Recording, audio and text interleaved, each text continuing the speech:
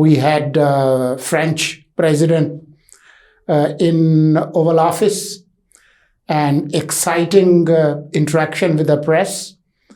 We saw Emmanuel Macron even correcting Trump. That was quite a moment.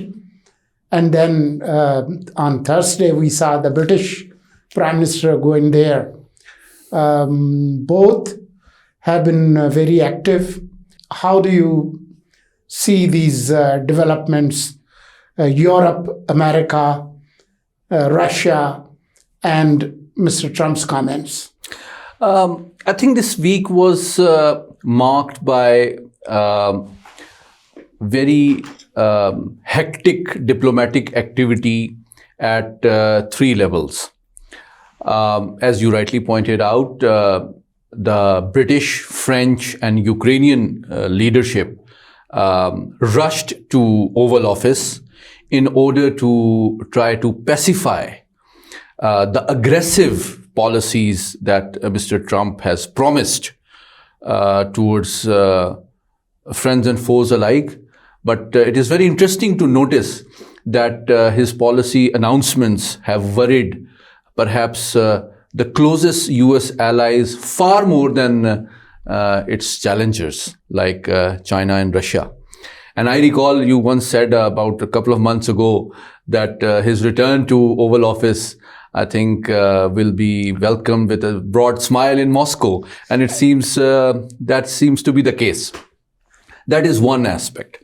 But I think despite these hectic, high-level diplomatic efforts by Britain, by France, and by Ukraine to try to maintain the alliance structure, the transatlantic alliance structure, and US security commitment towards the security of the Western Europe, I don't think they succeeded. And while Mr. Trump was diplomatic and graceful, but he definitely stopped short of offering any review or commitment to these three European leaders. Secondly, I think US continues to attract most interest and concern around the world, whether it is declining US security commitment towards Europe, whether it is increasingly aggressive and hostile diplomatic, economic, and military stance towards China, or his sustained effort at cutting down on the size of his government and different departments.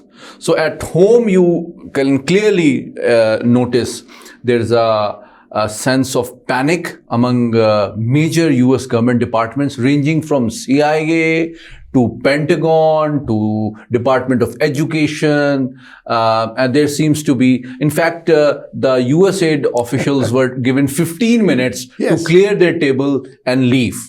So I think that is a major trend that, is being witnessed in Washington.